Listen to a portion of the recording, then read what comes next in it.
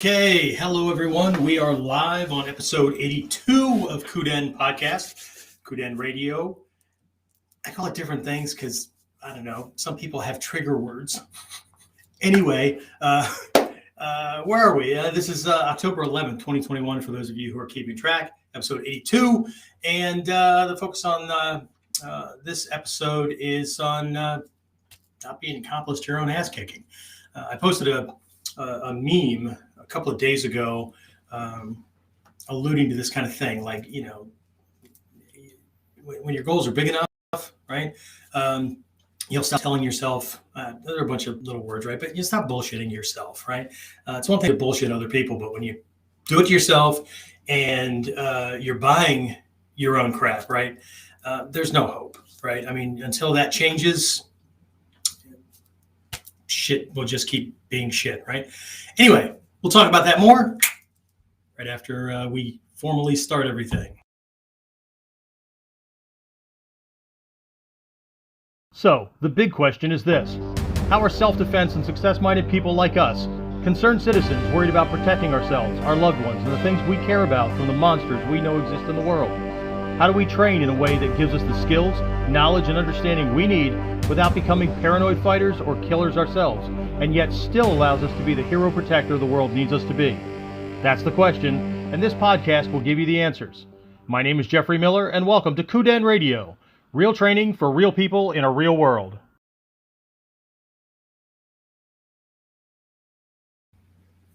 Alrighty then. Well, I had settings set right before I went live, and then I don't know, this brand new microphone. I'll show you this thing, right? I don't know if I showed you before, right? This big honking monster kind of thing that one of my students donated to the cause.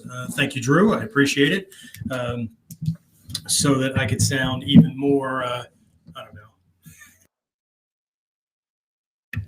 like I know what I'm talking about. Sorry, I accidentally hit the mute button. There's all kinds of fucking technology around me now. So anyway, he did the camera, so things look a little sharper or whatever. That's a Drew thing. It pays to have people in your network, which is actually one of those one of the first things I learned in this art, among other things, right? About success, right? And that's I'm going to keep moving along with this because, again, here we are. Episode 82. Episode 68, when I kicked this stuff off, I told basically my origin story, right? So a lot of you guys know these things. I'm not going to keep rehashing it, right? Where I came from. But ironically, you know, it was the same person, right, that put me on this path, not intentionally, right? Not intentionally. You know, if you look at Hatsumi Sensei's story, same thing, right? Raised by an alcoholic, abusive father. You know, somebody told me this a long, long time ago, probably in the when was it? Early 80s, right? I met a couple of folks, and you know, we get talking about, you know, being in the security field or law enforcement or justice. So I'm not trying to show you like my shrinking man boobs, but I want to kind of frame things. Anyway, so and the topic came up that a lot of us ended up getting into this field, right? Personal security, law enforcement, military, or whatever, because we had a similar background, right? We had a similar beginning, and that's really what drove us, right? Pretty much the same things. I'm not liking this, sorry. That, you know, one, we wanted to personally never live in that kind of thing again, but also that we wanted to protect other people, right, from the monsters, right, from people that we were, in one way or another, right, running away from. Negative role models, call them whatever you want, right? If you happen to incline toward the PC thing, I try to strike a balance, but sometimes I just don't. That's not what works, right? So anyway, folks know about that side, right? And my personal students know about this other side, right? But what really, really, really attracted me to Ninjutsu, right, was I mean, the self-defense things were cool, right? I mean, I was looking for different martial arts or different self-defense things, right?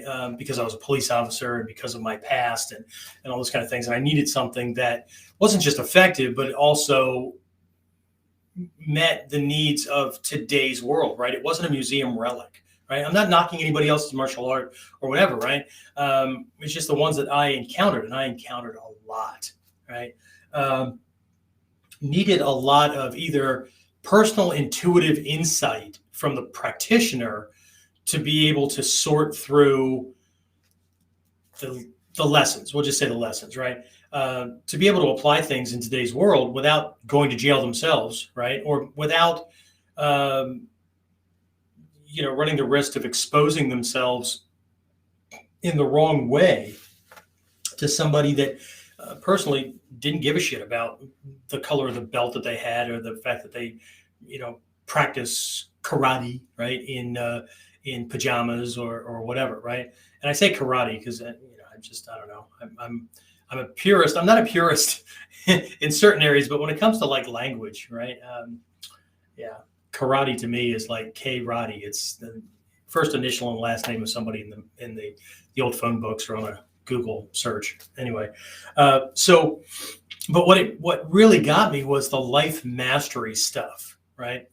Because truth be told, right, my martial arts instructors, my ninjutsu instructors, right, weren't just the guys who were teaching me how to not die or to not get beaten, broken, killed, whatever, right?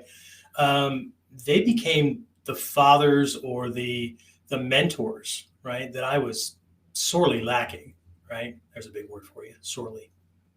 That I was lacking, right? That I didn't have the benefit of, right? I mean, I had an uncle on my dad's side, my stepdad's side, and grandparents on my mom's side that tried to instill those things, right? But anyway, so I had those, but it was really my martial arts instructors, and there were a couple of military leaders as well, that they weren't just like doing the whole tip of the boot love kind of thing, right? That kick in the ass to keep you straight and to keep you doing what you were supposed to be doing and all that. Because they've left to just that, right? A lot of personality types, especially people that remain teenagers and preteens, well into their 30s, 40s, and 50s or longer, right? They just resent that shit, right? They want to sound like the 10-year-old, right? You're not the boss of me, and I'm going to do whatever I want, unless you catch me, in which case I'll keep doing what I'm supposed to do.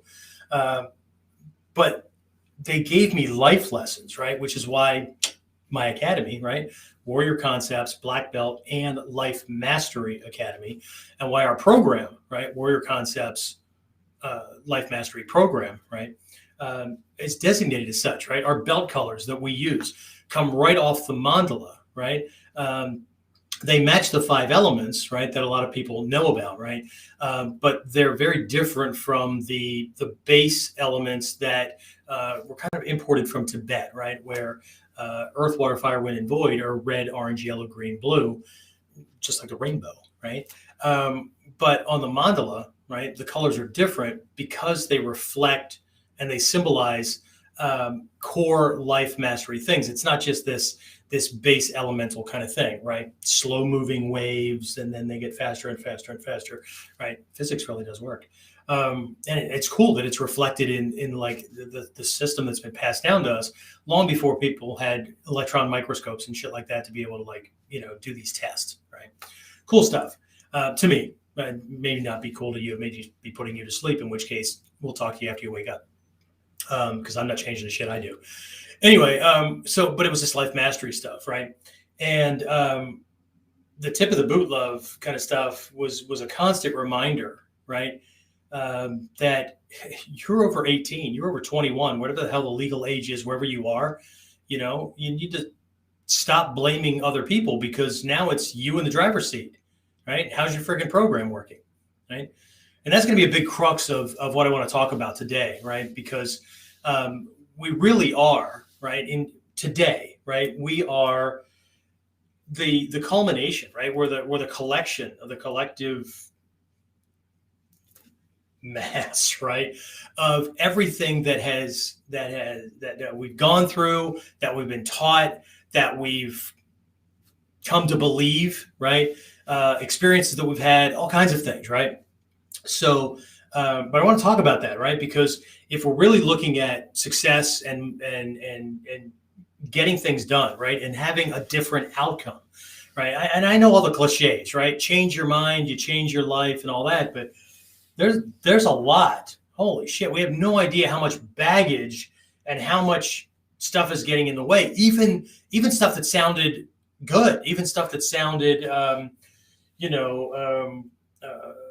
positive, and it sounded right, and it was all nice, and all that kind of stuff, right? We have no idea what kind of damage that does, especially if we latch onto it, right? And it becomes the thing that we're passing on, right, to our kids or to our students if we're instructors, right? One of the things that I got from one of my instructors just was a constant reminder, right? Stop bitching, stop moaning, stop complaining, stop reminding yourself and the universe that you're a goddamn victim. Because you know what?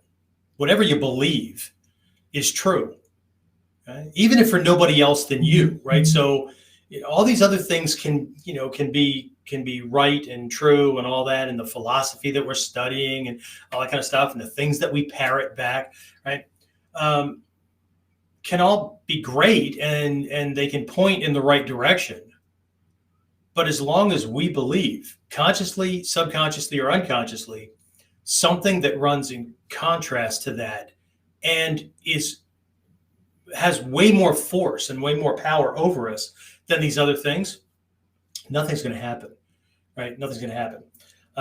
And anyway, I'm doing this from my temporary home office again instead of at the dojo. So I didn't bring my whiteboard, none of all this stuff. I'm not doing this on Zoom either, so I don't even know if I can share my screen. I'll have to look at it at some other point. But what I want to do is kind of walk through some things.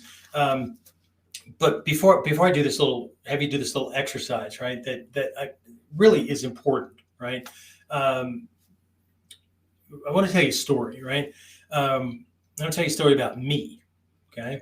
And I may have mentioned it last episode. I don't remember because all these things just kind of bleed together. But about two and a half weeks ago or whatever, right?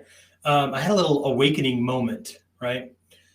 Because there was a time when, I was cooking with these lessons and the philosophy and all that. And like shit changed, right? It changed to where I was in survival mode, right? And I know you guys, have programs and all that, right? But if any of you have been around for a while and been connected to me for a while, you might have noticed that I haven't written any new articles in a long time, right? I haven't put out a new program a couple of years, right? I refired up KUDEN, right?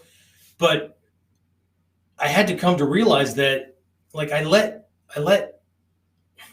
an everyday average mindset kind of creep in, and what it was doing is just gnawing away at the lessons and the philosophy and all that I had come to not believe, that I'd come to use and depend on to just like move myself forward, right? To create things, to produce things, to, as I say, with one of the promises that I have at the Academy is that we're giving you the lessons, right? These proven, time-tested lessons, centuries-old lessons, right?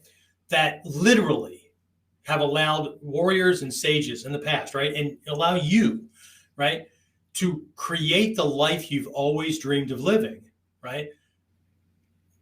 While also developing the skills necessary to protect that life from anything that might harm it, right? And that to me, that sums up all this stuff, right?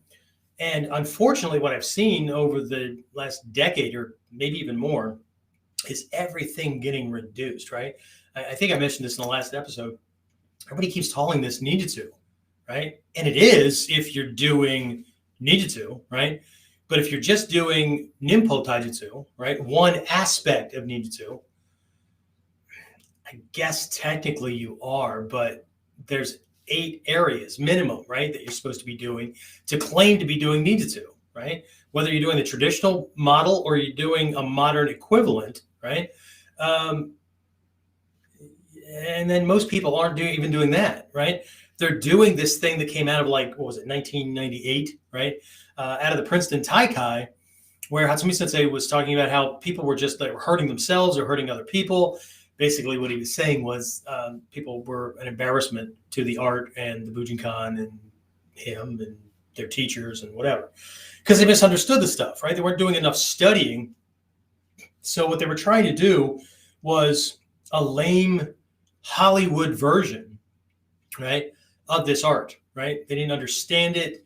They were trying to take a 20th century, that would have been 20th century, Western translation or viewpoint of things or whatever, and overlay it on this other stuff, and which made it even more difficult to understand. It just became a bunch of crap, right? And it tried to explain that ninjutsu is a variation on conventional warrior skills, right? Everything about it is a variation on, right? So how do you do a variation of something you don't know, right? How do you and then on top of that, right, ninjutsu is supposed to be able to beat the conventional skills, right? But how do you do that without understanding them, right? And knowing what the strengths and weaknesses of those skills are, right? So anyway, so that's where this whole Budo Taijutsu thing came out, right? So the whole idea was we need to take time off from this ninjutsu thing, get caught up on Budo before we can even revisit it, right?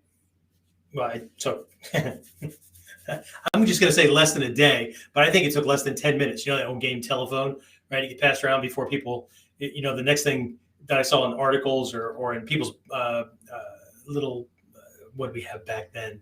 It was the early stages of the internet. So online newsletters and stuff like that, right? Forums, that's what it was. Forums, right? That we're not doing ninjutsu, right? We're doing Budo Taijutsu, right? So everything's just like flipped, right? So anyways, just all this crap, right? But what really impressed me when I got involved, right? Very, very early on, and you have no idea how thankful I am that I got involved then and have been able to ride the wave, right? And watch the shifts and changes and adaptations and all those kind of things, right? Because I got a chance to see like the full picture, right?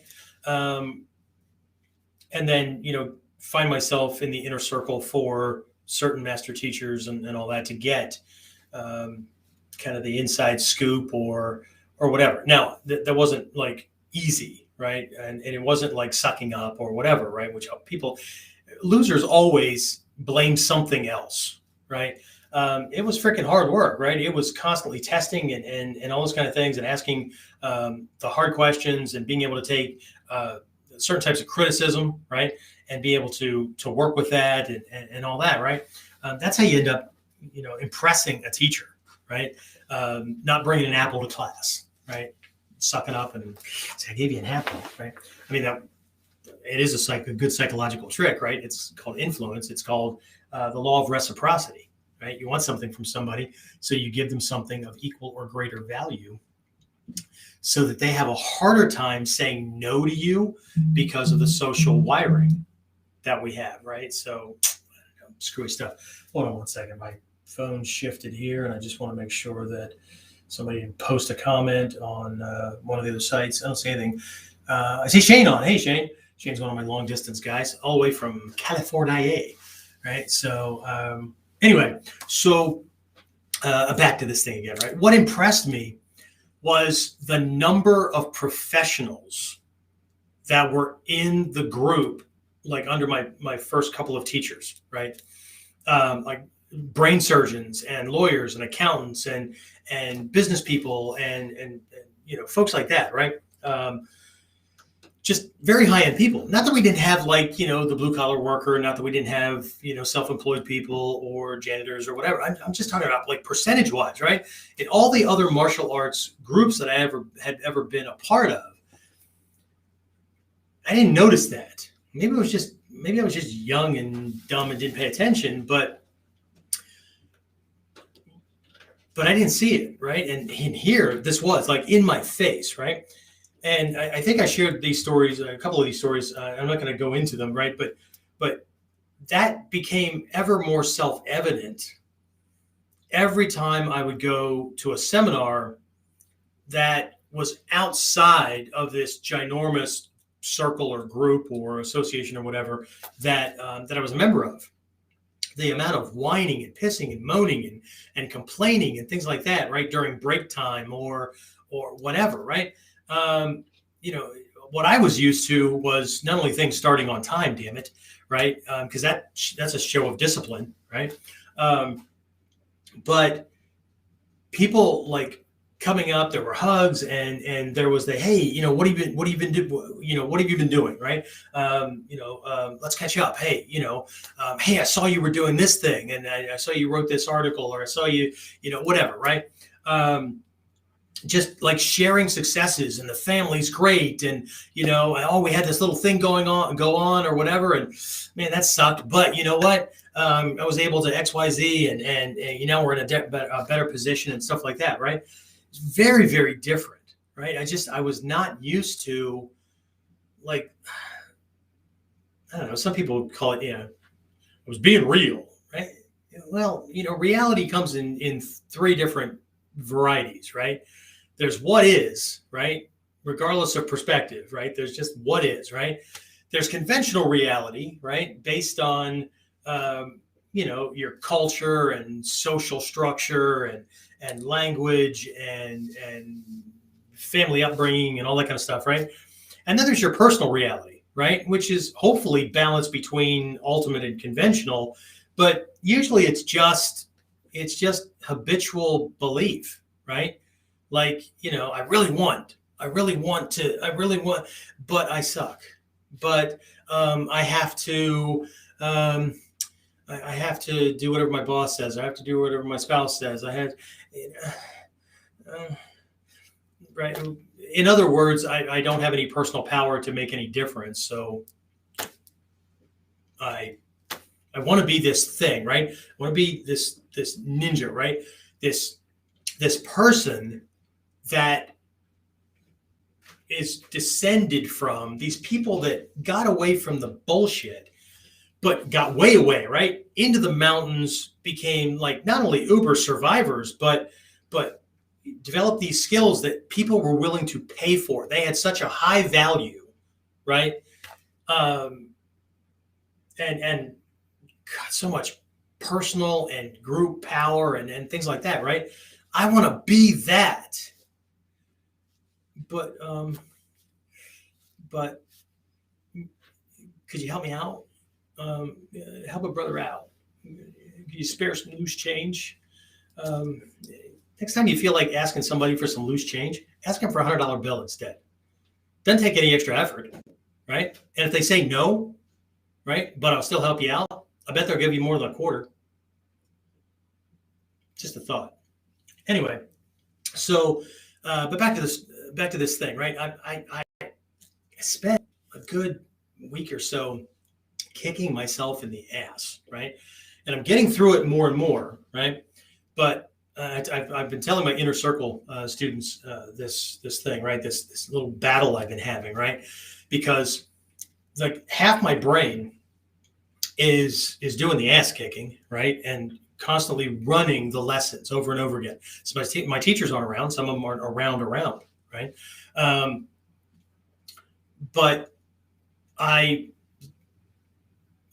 remember the lessons, right? Or I'm doing certain classes now where I'm teaching the same things.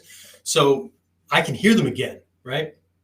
I don't need them here telling me. All I have to do is repeat the lessons. You can do the same thing, right? But then the other half, right, has become resistant, right? As in like, like I feel that knot in my gut and that lump in my throat that I know everybody feels, because it's right. But all this other shit that crept in is just like poking. Yeah, but ooh, can you, right?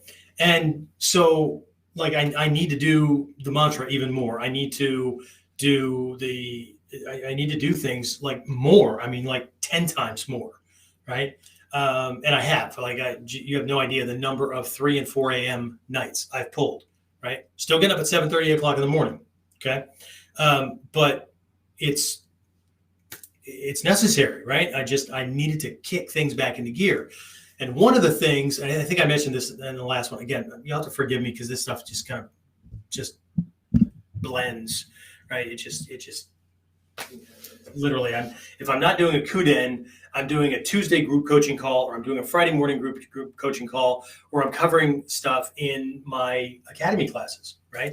And we've got academy classes 6 days a week, right? So maybe I should take better notes, or maybe I should just have a better, not better, because I don't want to James to think that I'm suggesting that he's not a good admin assistant, right? You just need somebody that you can come behind me and freaking track things or whatever, because I'm too freaking busy to do that stuff, right? But anyway, right? But one of the things that I had to kick myself in the teeth about was, and this goes hand in hand with these lessons, right? Was to set goal, to be a no limit person, right? To reach this zero state, right? That Natsumi Sensei's always talked about, right? But this no limits person, and what that really means is not seeing where your limits are, not seeing. Sorry, I just went above the camera. Not seeing where the boundaries are, right? That you're just so looking so far out there that you lose touch, right? And what part of that is in setting goals for yourself that are so freaking big that even you think it's ludicrous, right? You have no idea how you're going to make it happen. But what you do know, that you do trust in, is your skill set, your attitude, your freaking tenacity to not quit, right? Your commitment, your courage, and you're going to figure it out, right?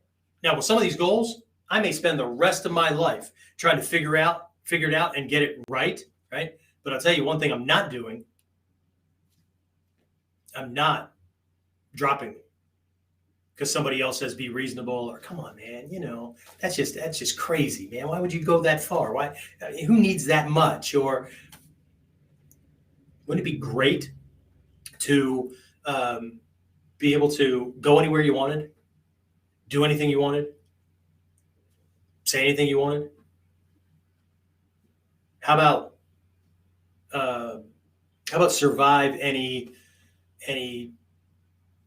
crap, right, that comes along, right? A major downturn in the world, right? We just had this Corona thing, right? This big COVID thing, right? That one even caught me, right? I mean, I had enough momentum to get through it, right? But I needed to do a couple other things that I promised myself I would never do. I'd be in a position to not, and that part of that was what caused me to wake up and realize, shit, you got caught with your pants down.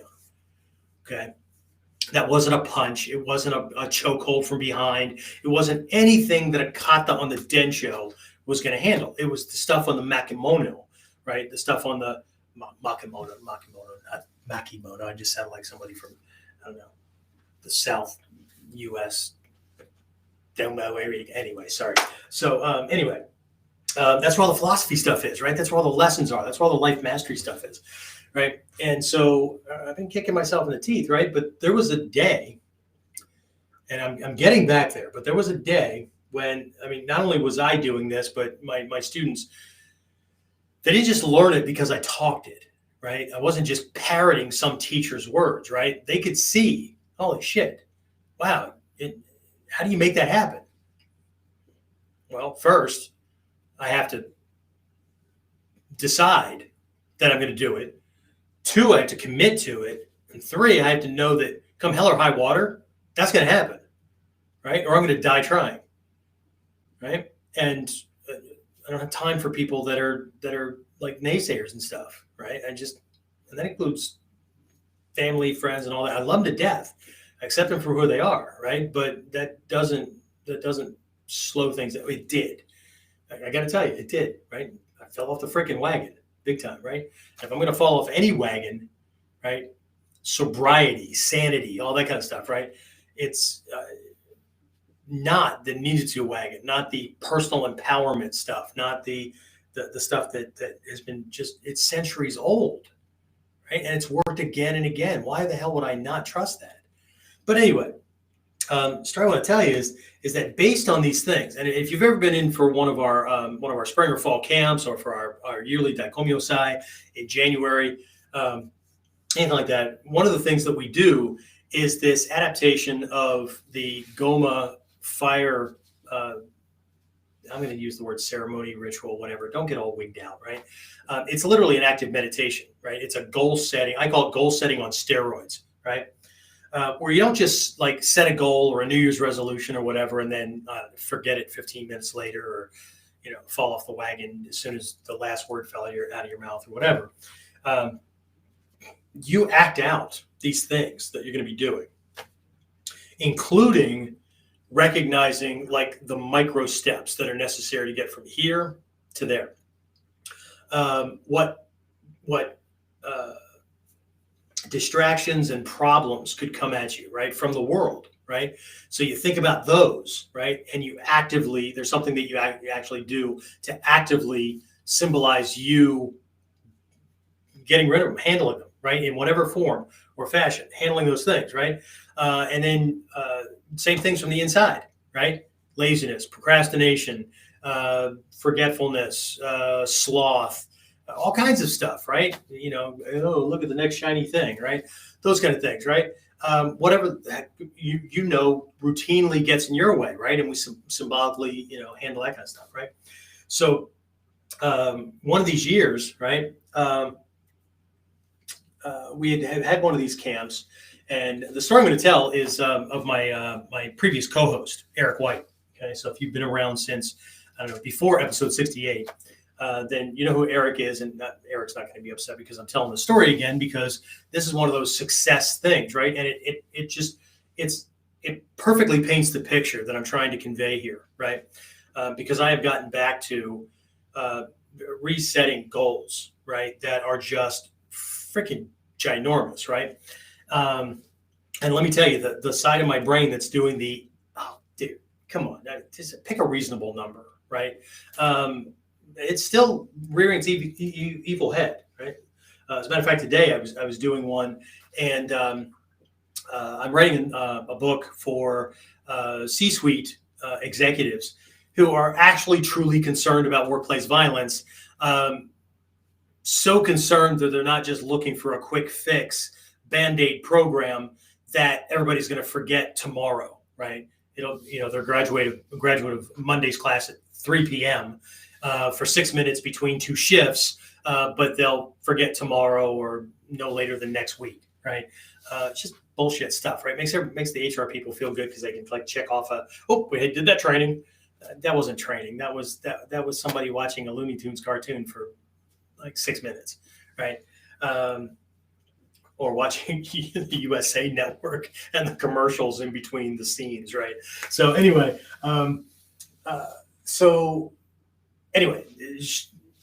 we're in Japan, right? So Eric and I, and what was it? I think I took 8 other people with me that year to Japan, and Eric was one of them. And so one part of the trip is we go to Toga Mountain, right? You guys know it as Togakude, but the name changed somewhere a bunch of years ago. But it's the same place, right? Togakushi, right? And if you know the myth of Togakude, it's in a couple of the Stephen Hayes books, at least one of Hatsumi Sensei's books, I think. But there's this myth of Togakude where there was this period in history where human beings were just, shitting on each other and didn't give a shit. Spiritually, they were in the frickin', in the latrine, in the shitter, whatever, right? Just whatever. So the sun goddess, Amaterasu, right, who supposedly was the creator of the world based on Japanese mythology, right, was disappointed, Okay, it's kind of like God's thing with like dropping 40 days and 40 nights of rain and whatever, right? Everybody has their little thing universally, right? The Babylonians had it, the Sumerians had it.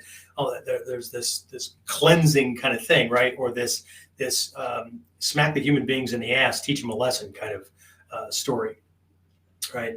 And so she got pissed, so she decided, you know what, you don't appreciate the light, you don't appreciate the wisdom, you're not using it for good things or whatever. You want to live in darkness? How about if you live in literal darkness, right? So as the story goes, right, she locked herself away in this cave atop Toga Mountain. Okay, it's way top, right? And there was this big stone that was rolled across or whatever, right? And she wasn't coming out for anything, right? And there was this warrior, right, that used trickery, okay? Not chicory, trickery, right?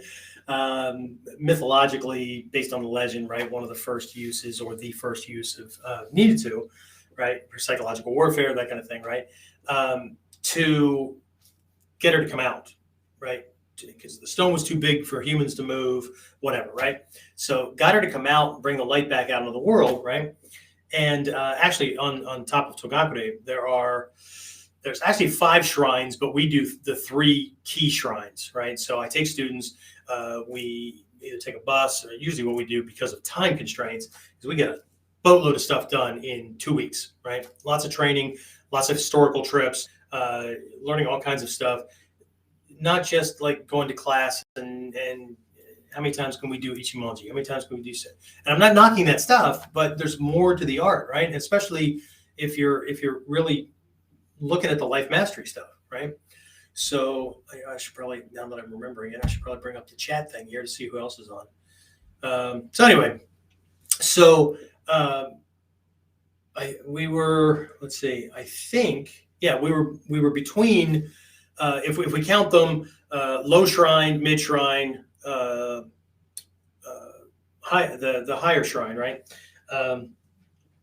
We change into our gi, we put jikatabi on and whatnot, and we do this pilgrimage, right? We walk this thing, and there were 4 of us from the group because there was somebody that didn't come along, 2 people didn't come along, and then the other ones were tired of walking, so I had a taxi take them up to this one spot so they could have some ice cream while they waited for us. It was okay.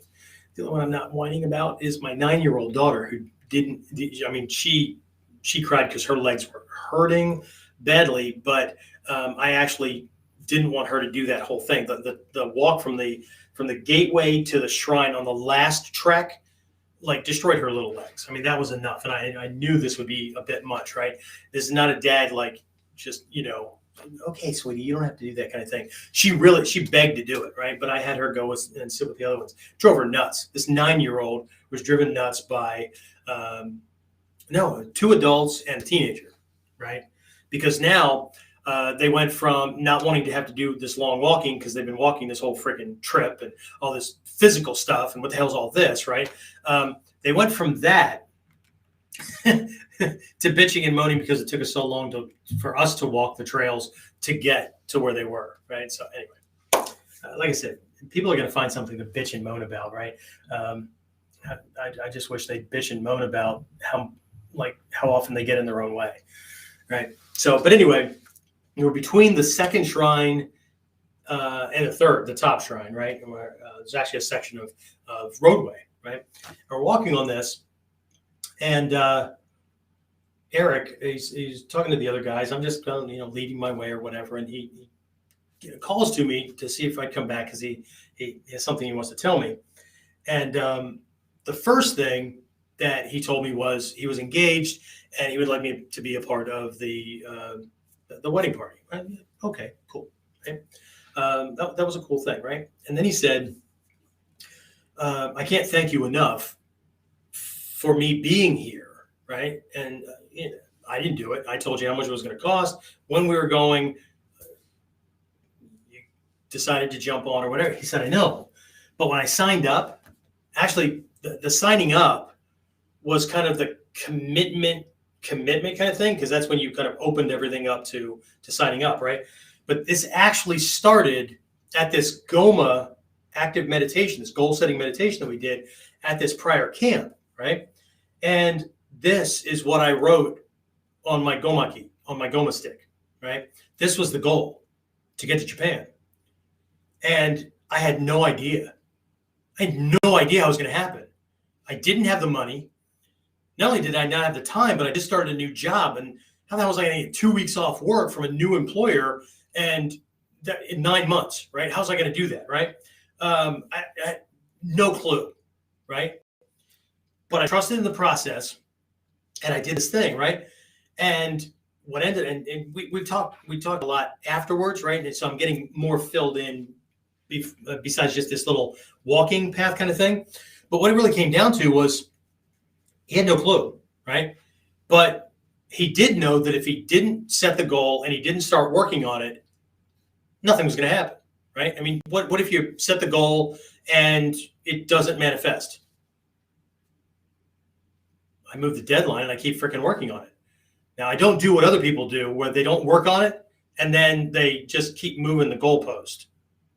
Okay, well, I didn't make it by this deadline. Well, I'll set it for that one, right? Because usually when people do that, what they're doing is they're moving the goalpost not to give themselves more time to work on something, right? They move the goalpost because now they don't have to think about it because it's not urgent.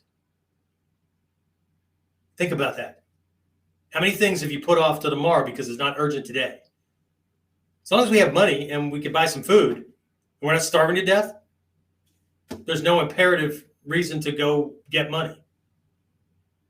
As long as whatever we're getting in, as long as whatever job or jobs or whatever we keep getting provides us with enough to pay the rent, to get the food, gas in the car, maybe a little bit of fun money, pay for cable, whatever, right? As long as we have enough, right? Enough is like, remember last episode I talked about comfort, right? And how that's just the comfortable is the poison to success, right? Good enough is the goal for people that are comfortable. As long as I have enough. What the hell does that mean? Right? And I truly believe a lot of the stuff within this art, right? And one of those is nature, okay? And nature disciplines those who are not disciplined to do what they need to do. And if you don't believe me, look around at what just happened with COVID. And and you can blame governors and politicians and all that, people that don't understand, and the henny pennies running around or whatever. I believe that too. But that didn't stop shit from happening. No matter how much you think it was people's misunderstanding or bullshit or whatever, it didn't stop the damage from occurring. I have my own beliefs about it too. But it didn't stop it from damaging, right? So if you have enough to get by day to day and be comfortable, so comfortable that you don't try to do the best you can, because there's a difference between doing what makes you comfortable and doing what makes you happy and doing what makes you immovable.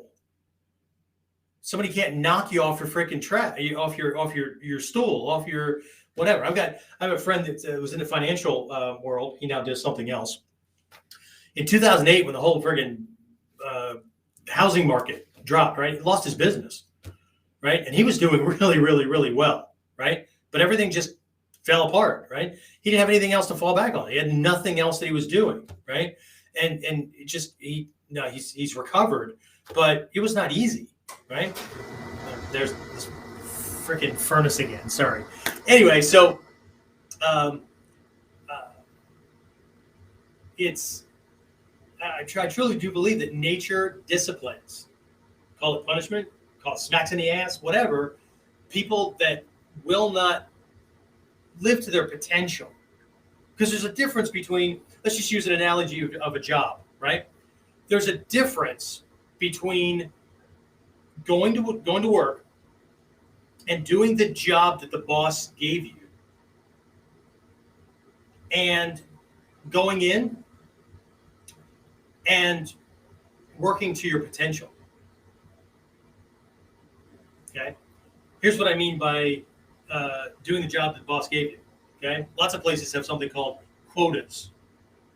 Okay. This is how many we're going to can today. This is how many things, try to sell this many, right? Whatever, right? Okay. Okay. So you did that. Fantastic. Okay. So you met the boss's expectation. What are yours? Is yours just to do whatever's minimally expected of you? And really, that's the ninja mindset. Really. Not from the stuff I've read from other teachers and masters, like even the stuff that is being reprinted today from centuries ago, right? Not from Hatsumi Sensei, not from master teachers, who, by the way, are all pretty freaking successful, right? Even Trey Sensei, right? Trey Sensei, Natasoke Shihan, right? When he retired because he hit a certain age and whatever, right? And he could, right? But within a month or two, maybe even sooner, right? He had set up a consultancy. What was he consulting on? Ninjutsu? No. He just spent how many decades working for a company, right? He was the VP of Research and Development. Yes, in a powder coating manufacturing business where they made these powders that get heat fused onto metal and stuff like that, right? Not that. Efficiency, research and development, productivity. So that's what he did, right?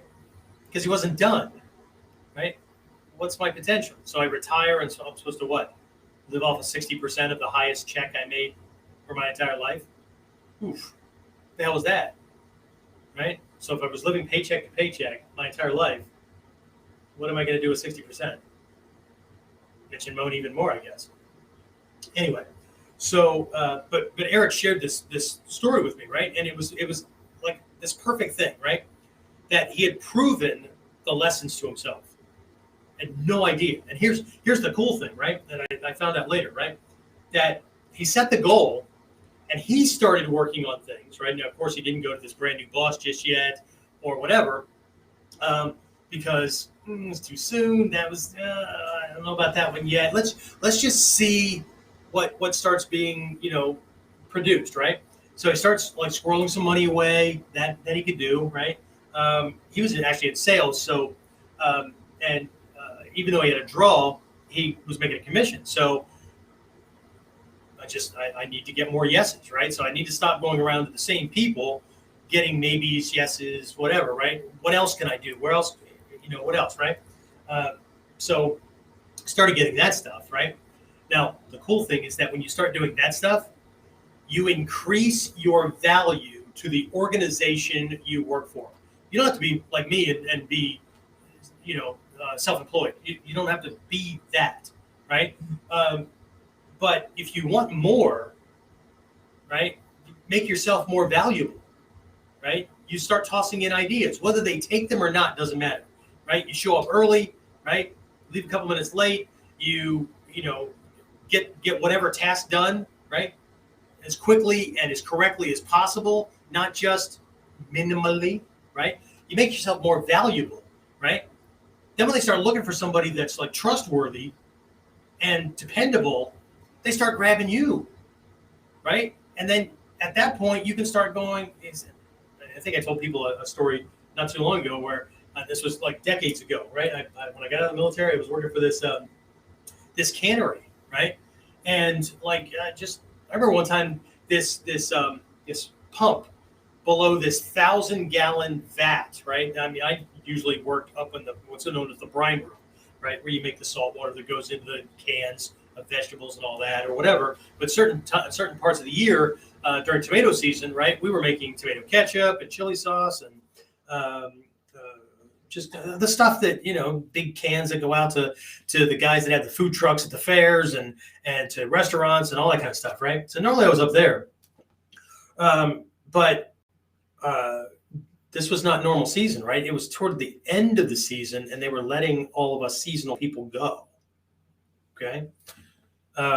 So, I start prepping to look for another temp job because I was only looking for temp jobs, right? I turned down 2 job offers from the same company because I was setting up my own companies. I was setting up a PI agency and setting up I was doing the dojo part-time, right? So hours, I needed certain things, right? Whatever. And so I wasn't working in the brine room. They had one or two full-time guys still up there. And I came in one day and the production supervisor says, I got a mess I need you to clean up. Right. So he takes me onto the second floor kind of area where like all the vats had come down, and then that's where the pumps were and all these pipes and tubes. And this was above the canning machines that filled everything. Right.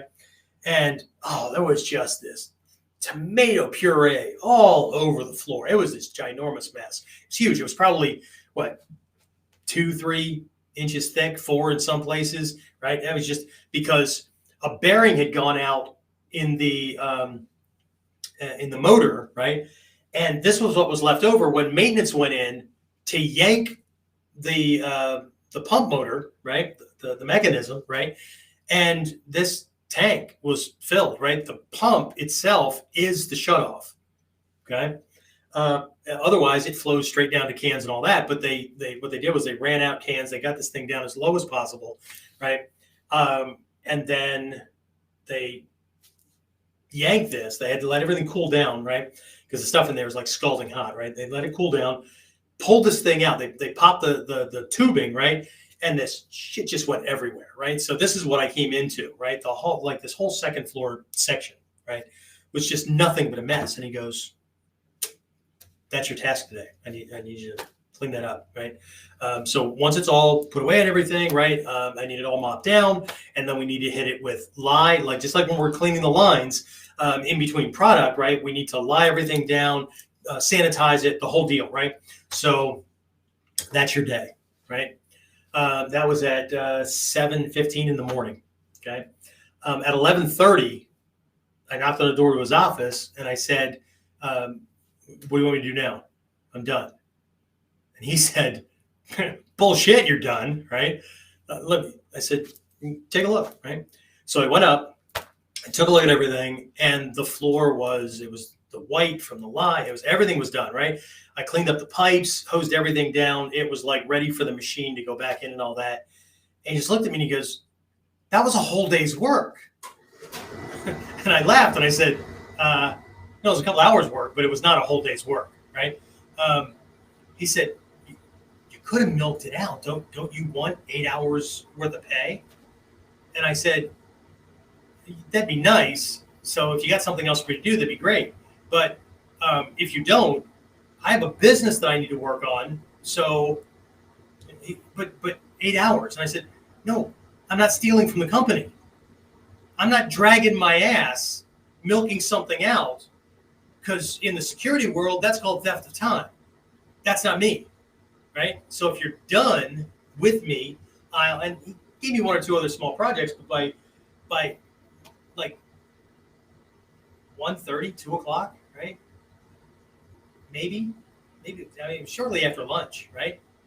I was on my way home. Did I get a short paycheck that week? Yeah, but I also got a bunch of stuff done setting up my business because I had a commitment to something bigger than dropping liquids and cut green beans and stuff into freaking cans. Not knocking those people, because we need those. We need people doing that stuff because that's how most of us eat. Most of us don't have a garden, right? So it's absolutely necessary, but I had this stuff that I had to do, right?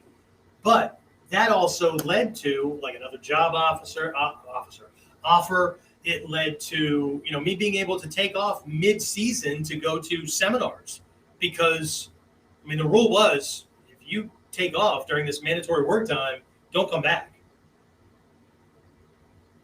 Okay. It led to a temporary job where one guy was running one of the lines who had worked for them for a long, long time, right? Needed major surgery, right? They came to me to run the line. Why? value integrity. I set myself up as something other than what they were normally used to getting. As a matter of fact, when I cleaned up that mess, the production manager said, based on the way everybody works, that should have been a whole day's work. And I said, I'm sorry that that's the way everybody works. That's not how I work. I've got shit to do. Do you realize how anguishing it is to me to watch the clock tick away? Like most people, they're watching the clock. Oh, at 3 o'clock, I'm gonna. That is painful. To milk out a day, hanging out, so I can collect less than I think I'm worth. But I agreed to take that income, right? Because bills need to be paid, right? This serves me.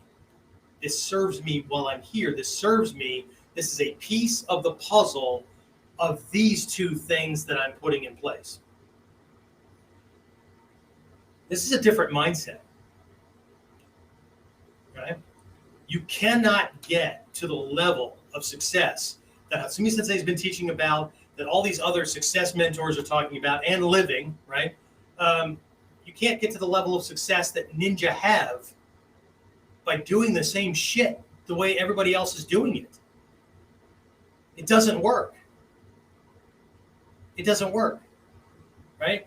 Think about all the things you want to do. Write them down. Right next to them, the cost that will take in time, effort, money, whatever. You can start with money. It's easy, right? Because it's countable, right? How much, right? To take a vacation of however long duration per year to go visit this thing you've always wanted to go to Japan with me. Well, whatever it is, right? How much is that going to cost you?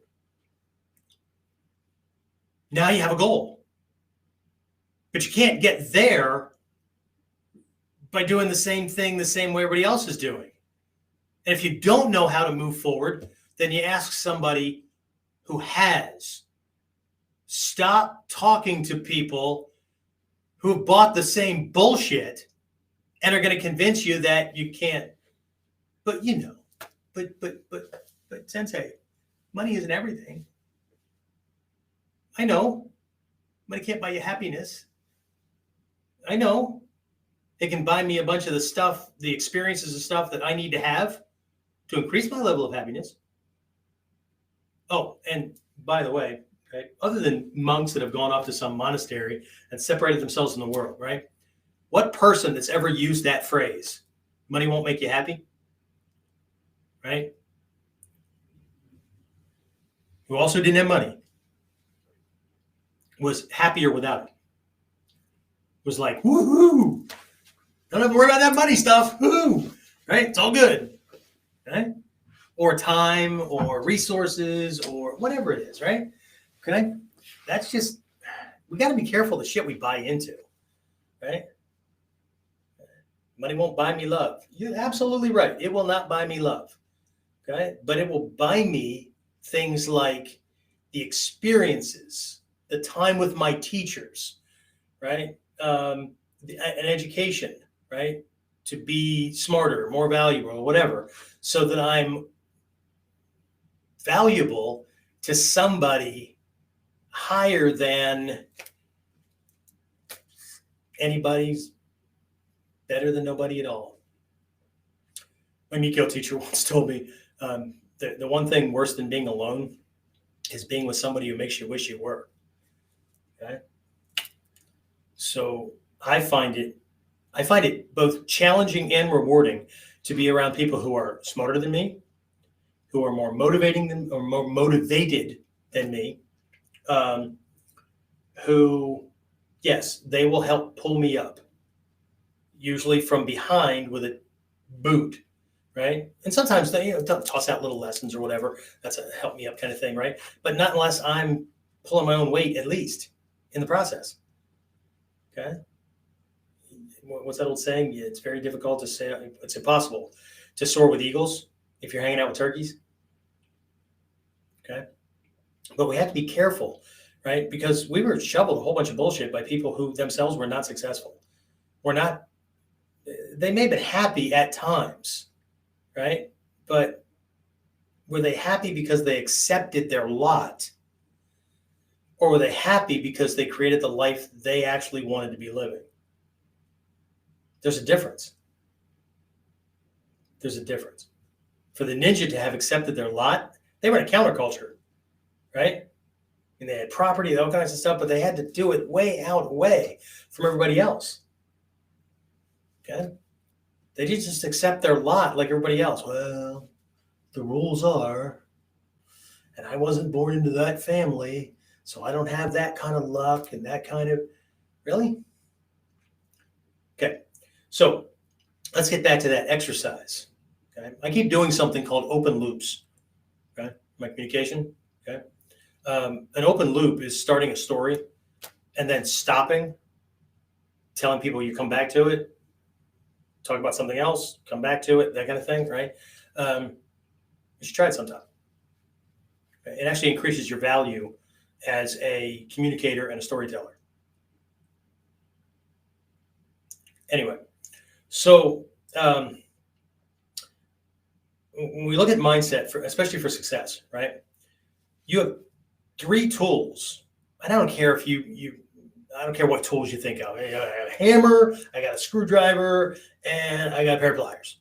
Whatever. Okay. And it doesn't matter what the 3 tools are. You have 3 tools, right? If you think symbolically of these things, right? Okay. You have 3 tools that you can use to become more successful. Okay. And they're based on mindset. More importantly, they're based on where mindset is directed. Okay. So if you take a piece of paper and just make kind of a vertical rectangle, right? This is really simple, right? Vertical rectangle. And just divide it into thirds. Okay. And then the top one, write past, the middle, write present. See, you know where this is going, right? Bottom one, write future. Okay. Now, if that's off to the side a little bit, that'd be great. Otherwise, you'll find room for notes around here or whatever. Okay. So a mind directed toward the past, while we can learn from our failures, we can learn from our mistakes, that kind of thing, right? See, the reality is there's only ever now, right? We can direct our mind to memories, and it feels like we're looking into the past, but you're not. You're remembering these little flashback kind of things, right? Time doesn't work that way, right? Or if we're dreaming about something in the future, right? It's some trip we're taking, or grocery list because I'm going to the store and what the directions are, or going to Aunt Minnie's house, or whatever, right? So we direct it toward what feels like the future, right? But ultimately, everything happens in the now, right? But we're gonna borrow this mindset kind of thing, right? So the past, right, again, can be used for reflecting. It can be used for memories. It can be used, like I said, for learning from mistakes. Like I share stories and things like that, right? But please note that when I tell these stories, they don't define me. Well, they define why I do what I do, but they don't define me. I define me. I define me by where I'm going, not from where I've been. Because if I were still operating based on where I was, remember that monster I told you about that, landed, hit me wherever a fist landed? Yeah, same thing with words. Right? I was uber smart, constantly being called stupid. But that's what happens when somebody with a 6th grade education feels uncomfortable around somebody who can, at 14, 16, can run mental circles around them, right? You shut them down, okay? I mean, successful people don't do that, okay? And when you think about success, right? I want you to think about. I think you think about something here, right? There's 3 types of people when it comes to. I'm going to borrow like a money paradigm thing here, right? There's 3 types of people when it comes to money, and there's all kinds of bullshit that's flying around, and most of the bullshit comes from people that don't have any, right? Because they have no clue what the other stuff is. They just surmise, or they've been told, right? Oh, those people, they know, so they told me, right? Really? Those people were wealthy? Really? They know? They've had that much money. They've had that much. Really? No. Don't tell them to shut the hell up. Okay. Nothing worse than somebody talking about something that they have no idea about. Right. Like I would never go to somebody who isn't success driven and goal driven and that kind of stuff, right? Like I've always trained with the top people in this art, right? Who's number one in my arena, right? Or at least that I can afford to get to for right now. Who is that, right? Fantastic. I'm going to go start training with them. Okay. And at a certain point, I'm going to say, hey, been coming to these seminars for a long time and stuff. Would you consider taking me on as a personal student and overseeing my progress? Okay. What I heard was, sure, but here's what I expect of you every year. At least this 3 times, at least. Okay. Can you do that? Yes. Okay. I know you can do it. Are you willing to commit to that? Because if you're not, then you'll have to ask me again some other time. Those are the answers I got. Okay. Teachers today, way too many of them, they're so hell-bent on finding students so they can be the teacher, right? They don't spend any time disqualifying students or getting students to disqualify themselves. And then they get all disappointed when students don't come back or they like drop the ball and they're just not committed. Well, stop taking fucking students that aren't committed, right? That's insane. Maybe you should be committed, right? Stop running around with your ego trying to be all that and then fishing for people that just want to tell you what you want to hear. Shit. Okay. Anyway, but in that realm, right, there's the poor, there's the rich, and there's the wealthy. I bet your brain just locked up between rich and wealthy. Well, are they the same? No. Okay. All 3 of them think about things differently. I don't care if it's money, time, I don't care possessions, I don't care what it is. They all think about something differently, just like on the job, right? There's somebody who is technician minded, right? That person only thinks about the task that needs to be done. There's people who are management minded, and there's people that are entrepreneurial minded. Completely different mindset. Now, as a solo person, I have to switch hats because right now I'm doing a task. Okay. But this is a part of a management kind of thing that fits into a global vision kind of thing. Okay. So, but when you look at time and money, right, the technician only sees time and money as equal. Time equals money. If I want to make more money, I have to work more time, or I have to work the same amount of time, but switch jobs to where they're going to pay me more money for the same amount of time. Time equals money.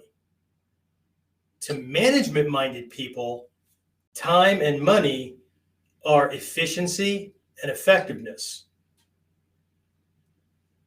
When I look at the reports, they reflect how well the systems that are in place are working. Efficiency and effectiveness. Different measurement. Okay? To the entrepreneurial-minded, there's a vision. And they have an ability to postpone gratification, money, time, whatever, because they know that when the vision is in place, when everything's in place, the return on investment, time, effort, energy, money, all that kind of stuff will be way higher. Way higher. That's the problem with most people that are looking for success. They don't have any sense of delayed gratification. I don't care if we're talking about making more money or we're talking about developing these skills toward mastery. Well, there's the 47th rerun of XYZ TV show. Oh, I can't miss that. Okay. Do you have to fucking throw yourself on the couch and shove a bag of potato chips in your face? Can you be stretching or practicing your kami or whatever, since you obviously cannot miss the 47th rerun of XYZ TV show? Okay. But can you use something that wealthy people use all the time? It's called leverage. Oh shit, that's a primary concept in our training, right? But we're with the money thing, right? There's poor, there's rich, and there's wealthy. Okay. How do these people think? Okay. Contrary to popular belief among the people that have no money, who think that all rich people and wealthy people think about is money, actually poor people think about money way more than anybody else. Okay? Poor people are constantly talking about money. The fact they don't have it, the fact that they need it, the fact that other people are trying to keep it from them, right? How do I get more of it? That kind of stuff, okay? Because they're in survival mode, okay? They're in survival mode. Rich people think about things. That's why everybody wants to imitate rich people. Gold watches, that cool car, that big house, all the shit you pay extra taxes on, all that kind of stuff, right? Okay. But that's what they do, right? So what do wealthy people think about? Don't they think about things too? Don't they think about money? No. They think about ideas. Because ideas are assets. Okay? Got one of these? Got one of these? Okay. Steve Jobs. This is not an Apple. This is not an iPhone. This is an Android. My wife has an Apple, right? But when I was growing up, these things didn't exist. Well, they did. Okay. Contrary to popular belief, they did exist. Okay. You just needed what? Half a dozen or more devices. Okay. Steve Jobs came along and his idea, right? His idea, which by the way, we paid him a butt ton of money for. He didn't set out to get rich. He set out to create this thing that people like would make their lives uber easy and that they couldn't live without. Okay. Yeah, but look how freaking expensive it is. Yeah. How many people work for Apple? How many people work for Samsung? How many people are in development? There's a lot of freaking mouths to be fed. Okay. So yeah, you're paying a lot for this thing, right? But the devices, right? What he did was he wanted to make something that, well, it's a phone. I mean, no. It is a phone, but it's also a supercomputer. There's more computing power in the palm of your hand. Okay. Hundreds or thousands of times more computing power in the palm of your hand than what sent the Apollo and Gemini and all those rocket missions, the shuttle, all that kind of stuff into space. Right here. Okay. So it's a phone. It's a telecommunication device, right? It's a television, right? It's a supercomputer. What else is it? It's replaced the fax. It's developed certain types of communication like texting and all that we didn't have, right? All kinds of stuff, all wrapped up into one little thing that most people can't put down or misplace without developing like the same kind of shakes that any other addict has, right? Okay. It's allowed us to get in touch and stay in touch with people all over the freaking world. Same thing with the people that came up with the internet idea, right? Holy shit. Now you can't live without it, right? People would rather have their electricity or their gas turned off in their home than to lose their phone or their internet. Okay. People pay for ideas. Okay. I remember one time I was working with one of my early teachers in this art, and at one seminar we were going over success things like this, right? And one of the things that we got, right, he just made this thing up. He made up a little workbook, and it was an idea book.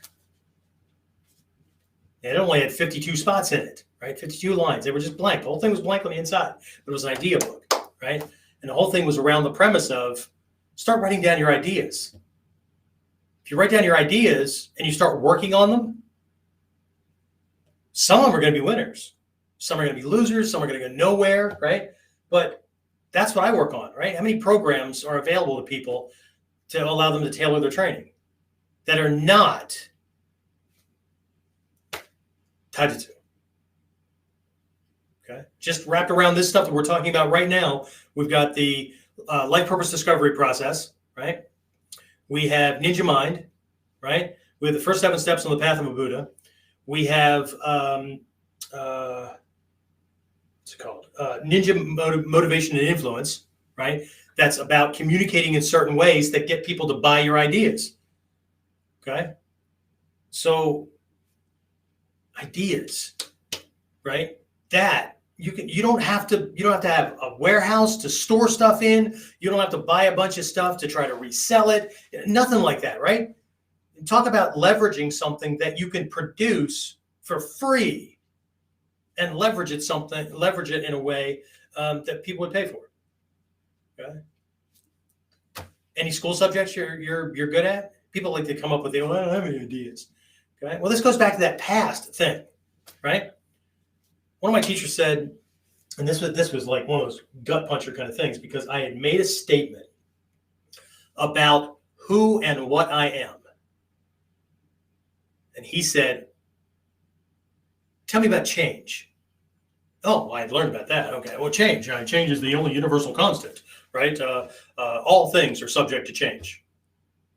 Really? Except you?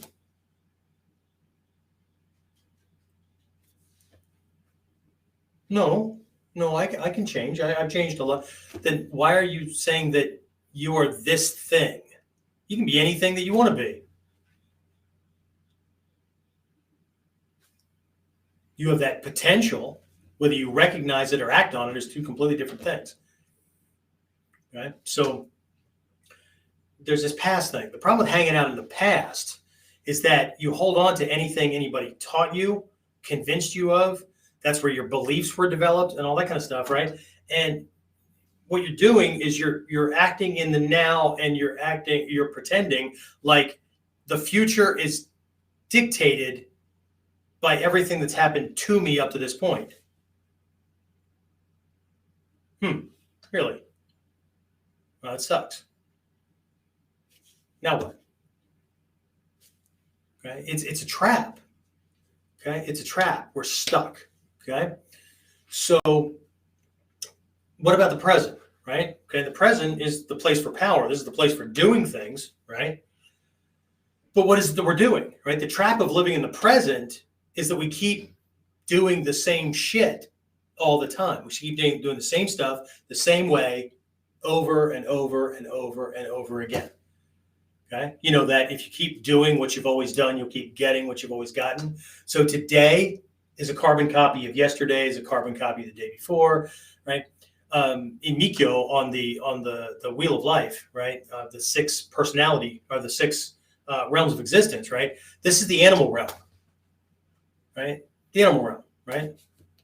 I get up in the morning, I eat, I wander around, I shit, I wander around, I eat some more, I wander around, I shit some more, I wander around, I get tired, I go back to sleep, I wake back up, I do it all over again.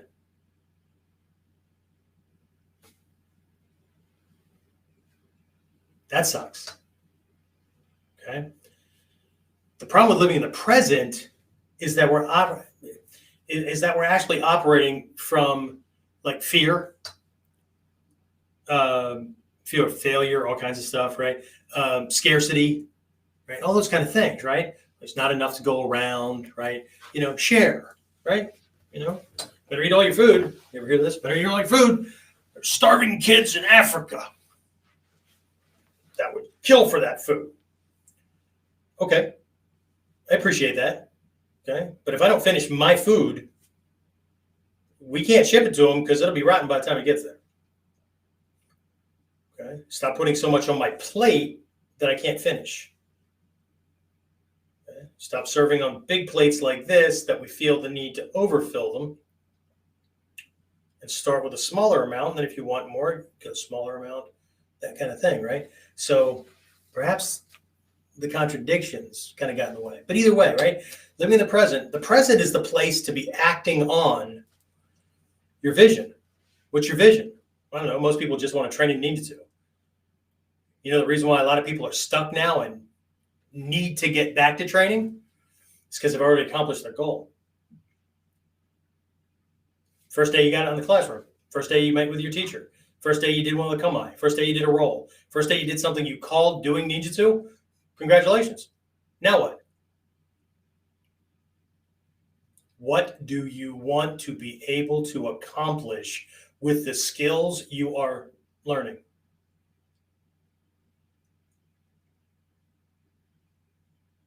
What problems do you want to be able to handle? It scare the shit out of you right now, but if I don't learn these, I won't be able to handle.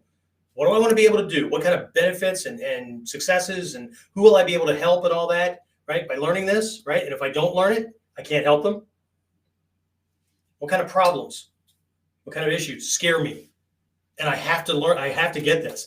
Or if that hits me face to face, I'm never going to be able to do that. I want to be able to do that. See, that changes everything. That changes why you do it. And like I said, that meme, until your why, until your goals are big enough, you'll never stop believing your own bullshit. People, the lessons were all fucked up, right? Nothing changed from the time we got it when we were 3 or 6 or whatever to the grown-up version. I'll give you an example of that. When I do an intro class with local students or with like with youth, right? I'll do something fun. We've got these big foam blocker kind of things, right?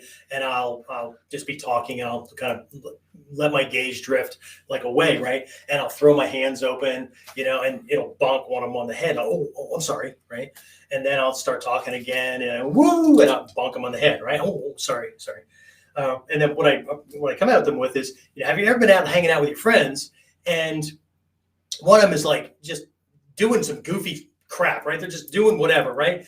And they're not paying attention, and next thing you know, you got hit, or somebody in the group got hit, right? Oh yeah, that's happened, right? Maybe it was you, right? You go running into mom, he just tried to kill me, right? And mom goes, no, calm down. It was an accident, right? Accidents happen, right? Has mom told you that? Yeah, mom told me that. Okay. Well, that was the little kid lesson. Okay. You're a big kid now. It's time for the big kid lesson. Okay. See, we tell little kids these things because they don't know enough to understand the big lesson, right? But you are now, right? And here's the big lesson. Accidents don't happen. They don't just happen. Accidents are caused. They're caused by one of two people. They're caused by somebody who's either doing dumb stuff and they're not paying attention, and they hurt or break or whatever somebody or something. Or they're caused by us, and we're around something dangerous and we're not paying attention and we walk right into it. That's not shit happens. That's a recognition of cause and effect. Now, I don't say this shit happens to the kid, right? But that's a recognition of a universal principle within this system. Okay. Now, if that's as simple, if something as simple as accidents happen, if we're still operating on a 3 or a 6-year-old's understanding of something that just erases cause and effect, and bleeds into personal responsibility and all that, and reduces it where we're still operating on a barely older than toddler's perspective, what else do we need to overcome? Okay, Perry, I promise I'll get to your comment here in just a minute. Okay, so we need to understand this, right? So past, we're stuck in whatever our perception was about negative experiences. We're stuck in past programming, crap lessons from somebody, no matter how well-meaning they were. Right? My parents used to say, "Oh, you can stay out of the military and set up this security consultancy, right? Oh, I wouldn't do that, right? You need a job. You need stability, right? I wouldn't do that, right? And we went to do something else. Oh, I wouldn't do that. Well, shit, Mom, Dad, I watched your life. This is after my dad, my son, reconciled. Of course, reconciling meant I became a cop and whatever degree black belt and this stuff, and he couldn't throw punches or do whatever to anybody without me and him having a conversation he wouldn't want to have. So now we can talk like adults, okay? But I said, well, shit, you wouldn't do anything, right? All the vacations that were planned, but you shot yourself in the foot before you even decided you were going to do it. Oh, we should take the kids to Disney. Heard that for freaking, God, 13, 14 years. Holy crap. When I went to Disney, I took my own daughters. Okay? Awesome. You don't see me sitting around going, my mommy and daddy never took me to Disney. I'd be a different person if they took me to Disney. Oh, they did. Go to Disney, figure it out. Especially in this martial art. Holy shit. How many lineages do we have? And I know I mentioned this in the last episode, right? How many lineages do we have where a primary principle is to find the way, or to find the most natural way? Okay? Within the Gyoko Ryu and the Koto Ryu, the very first kata on the very first scroll, Joryaku no Maki, Shoden no Maki, Gyoko, Koto, okay, Koku, and Yokuto. Find the way. Play in space, all kinds of definitions for this, but it's the same thing. Okay, there's going to be shit flying all around you. Figure it out. Find the way. Let him lead. If you have to, use patience, hold back, watch things happen instead of just like jumping in or running for safety or coming up with some kind of lame excuse as to why I can't. You're right. Okay? That was another lesson from teachers. Whether you believe you can or you believe you can't, you're right. Congratulations. Happy now? Anyway, so what about future? Okay, future is the only thing that causes you to focus on change. What do you want to be? Who do you want to be? What kind of power do you want to have? Right? How much more confidence do you want? What kind of skills do you want to have? You're focusing now on goals. You're focusing on things that you can aim for and use today to work on. And then you can also validate past lessons to see which ones really are bullshit or which ones, oh shit, I should have listened to that one. But I was just one of those too smart, snot-nosed teenagers that freaking know everything. So I dismissed that. And here I am 15, 18, 27 years later going, oh shit. Look how much farther I'd be ahead if I listened to that. Right? So future mindset, right? And that's where goal establishment is, right? Setting those kind of things so that you can move, right? And having that confidence in yourself. And confidence really comes from commitment, courage, and capabilities, right? If you drew out a triangle on the paper, right, and wrote confidence in the middle, okay? Confidence is increased a little bit at a time or in great leaps the more you develop and engage in, right, commitment on one side, right? I don't care if you start with commitment or start with courage because they can be interchanged, right? But commitment, right? You don't just establish goals. That's like New Year's resolutions, right? I'm going to lose 50 pounds. Oh, shit, there's cake on the table. Let me have some of that, right? And mostly when people establish goals, right, they're not that specific. I want to lose weight. Really? Take your clothes off. Fantastic. You lost weight. Go to the bathroom. Congratulations. You lost weight. Okay? Vagueness does not produce the kind of results, but that's what we hear all the time. And if we parrot it back, we're going to get the same shit everybody else is getting. And again, I'm going to warn you, be careful the circles you travel in. Okay?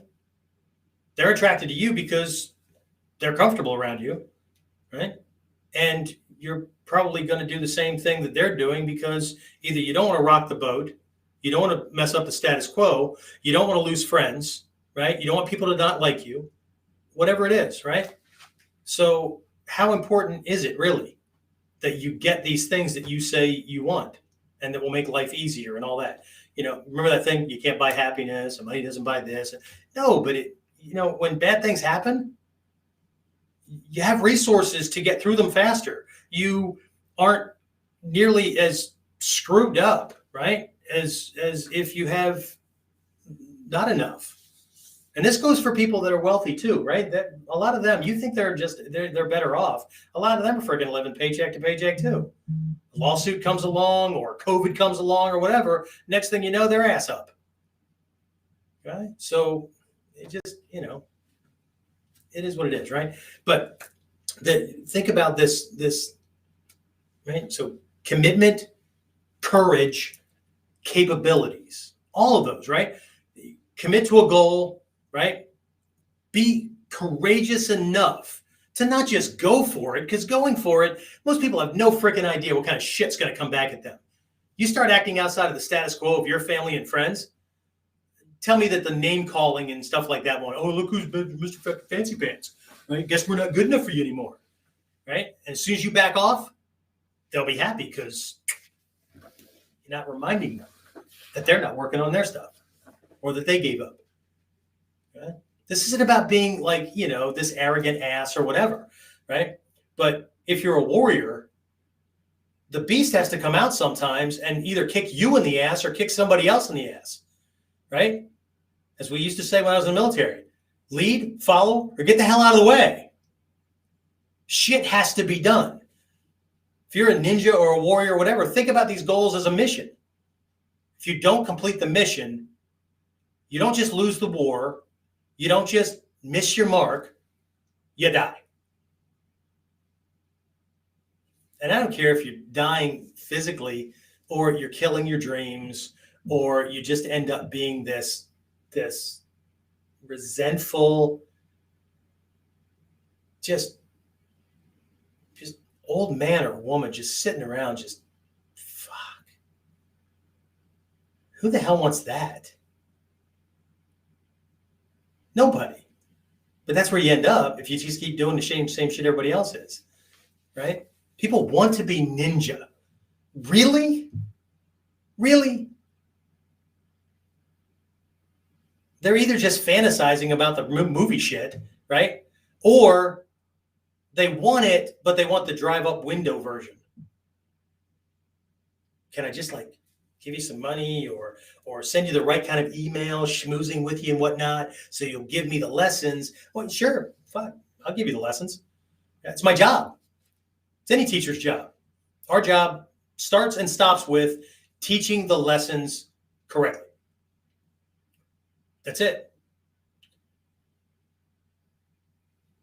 I can't learn it for you. I learned it for me. Okay? I don't know how many of you know who Earl Nightingale was, right? Way back in the 50s. This guy was just he owned a business and whatnot, and ended up being like a major freaking guru. As a matter of fact, I think the whole self-help industry started with this recording. He had to go on some business thing and left this recording for the people in his sales department to listen to while he was gone. And when he came back, the whole freaking department was different. Like everybody wanted copies of this stuff for friends and family. Next thing you know, he went to Columbia Records and what do you call it? Negotiated a deal to have these things produced and all that, and just millions of copies, right? He didn't set out to do this thing. He was a poor kid, ate dirt poor kid, right? And couldn't get the answers to how do the haves have and the have-nots have, other than the have-nots going, just crooks. That's how they have it. Meanwhile, the have-nots are lying to the bill collectors and squirreling money away or cheating people on a fair deal so that they have a little bit more because they don't have any. So whatever, right? Just seriously, right? That's what makes you feel better and helps you sleep at night? No shit. Anyway, so in this one talk he had given, there's one thing that he said that really just stuck, okay? And again, I know I'm not talking about a ninja master, right?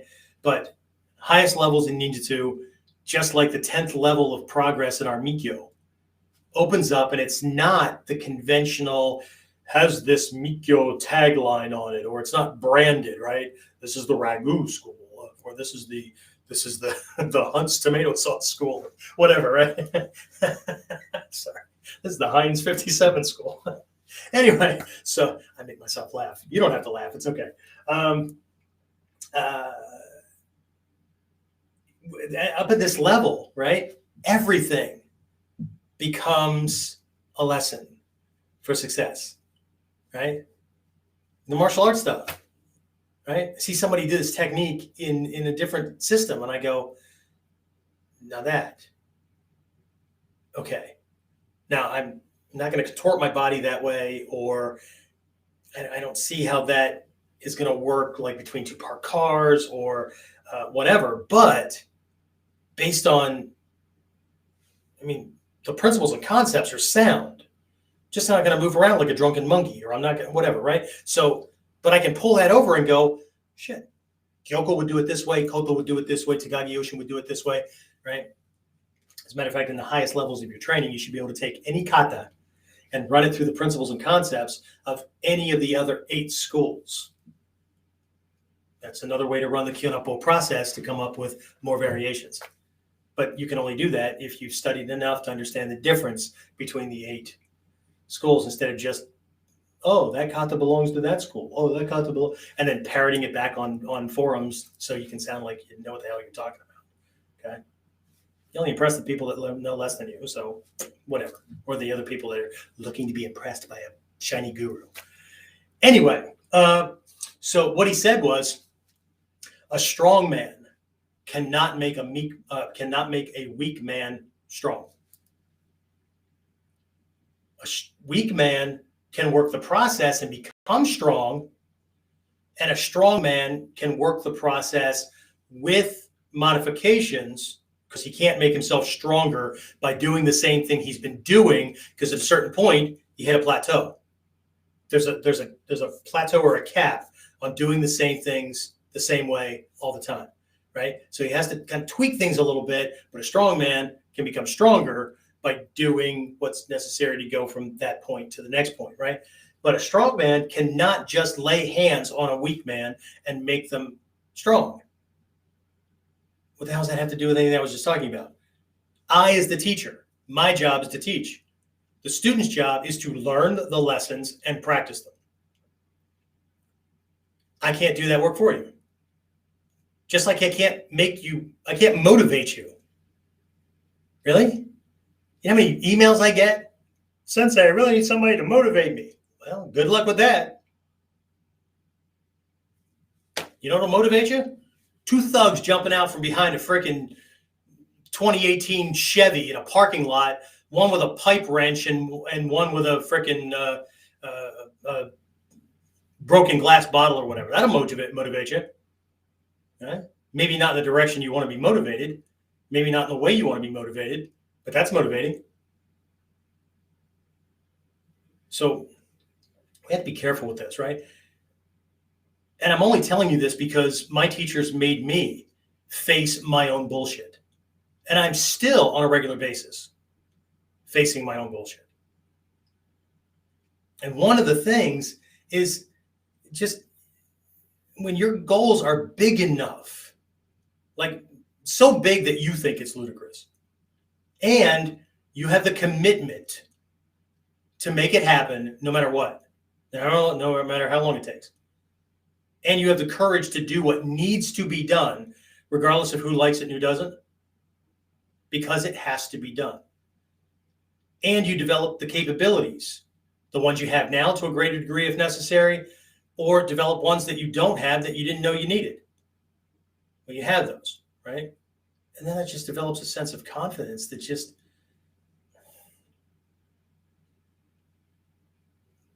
the battered and abused kid at 12 or 14 or whatever wouldn't have been doing this.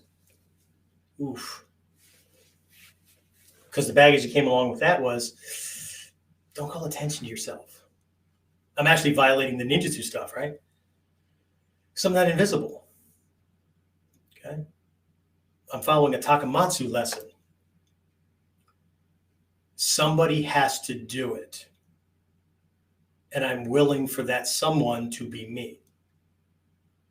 And someone also has to say the shit that irritates the crap out of people to slap them awake from their dull sleepwalk living and their need for people to talk to them like, oh, let's just laugh and have a good time and we'll joke about it. And then, kind of, well, you decide whether you're going to do it or not, or, whatever you want to do, whatever's natural for you. Okay. Natural in that context doesn't mean natural like potential. Okay. It means habitual. Somebody has to do it. And we learn faster and move towards success faster when somebody's kicking us in the ass, or there's negative consequences for either not doing it or screwing it up. Because like I said in the last episode, as long as you're comfortable, you have no freaking reason to do anything different. If you're not going to starve to death, if you're not going to be homeless, whatever, you have no reason to go to work. And in the societies that we live in now, all it takes is for you to freaking fill out a form with the right little boo-hoo story. They'll give you plenty of my money and everybody else's money, right? Yeah? As long as you don't have to go around to your neighbors' houses and knock on the door and say, whatever story you want to tell and how you can I? As long as somebody else is going to do that and just take it out of their hands and then get. Now, do I think those systems should be in place? Sure. There's a part of me that think they should be there in a very limited way, but they're not there as a springboard. They were started that way, but once people get jobs where if you work the system the way it's supposed to so that people don't need the system, then your job is at risk. See, now you have a self-perpetuating you have a problem, because now those people with those jobs can't let the system go away, can't let the system be successful, because they might lose their job. Now you have a self-serving, self-perpetuating problem where the helpers are part of the problem. Anyway, all right, so just be careful, right? It's, again, here's another one of those cautionary warnings, right? As long as we believe our own bullshit, we're not going anywhere. And you will find plenty of people to tell you that you're right.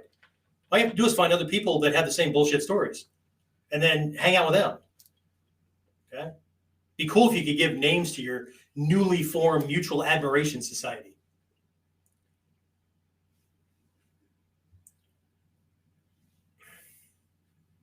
Anyway, let me look at comments here. See if anybody, see if any more trolls that jumped on, like that one time where I had to kick his ass off. Let's see. Let me scroll back here a little bit. I don't know where these things came in or where they started. Let's go all the way back up here.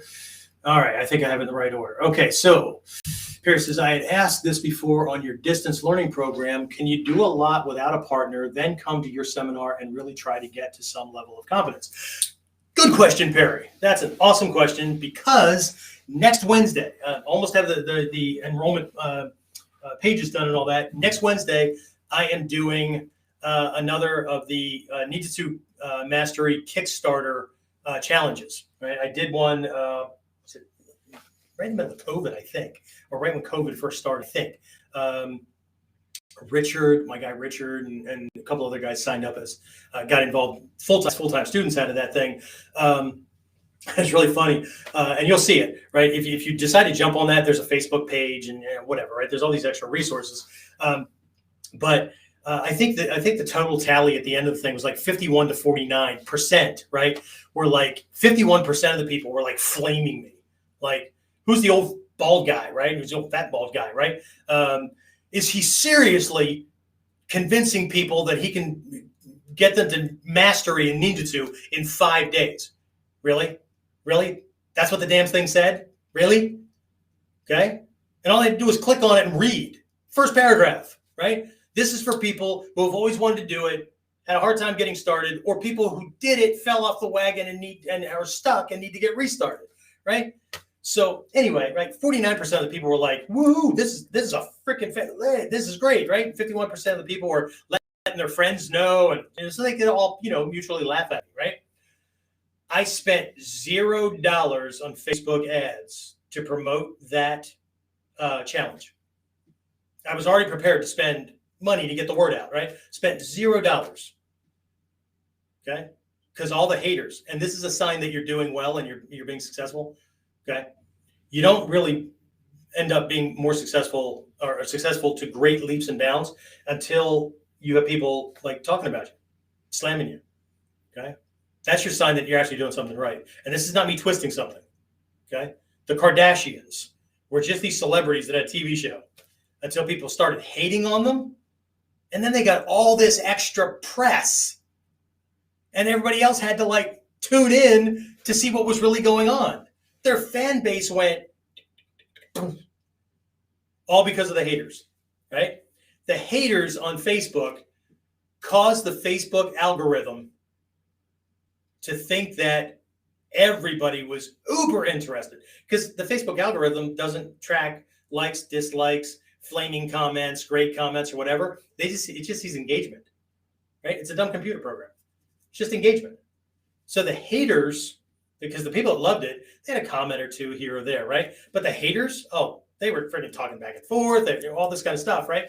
I'm just chuckling because they convinced the Facebook algorithm to show the challenge to a bunch of other people that I would have never reached to begin with. Some of the people they thought they were flaming me to went, oh, this is a cool thing, dude. Did you read it? Anyway, it's kind of like the people that, like, when I post one of the pictures or whatever, and I'm in like my Jimba Ori, and I've got, you know, Naginata or whatever, right? Somebody just recently posted on one of the Ninjutsu Facebook pages. These people know how silly they look when they dress like this? No, but I know if I dress like everybody, this is marketing 101. If I dress like everybody else and look like everybody else, and you keep fucking scrolling, because nothing catches your eye. But if it catches your eye, you'll stop and read it. Now, somebody else in that other post mentioned something in this direction, but it's about getting attention, right? On one of our Mikyo Mandala, right in the center, I don't think I have one here. I don't. Right in the center, right? There's this central section, right? The little 5 circles and all that, right? But out on the border, right?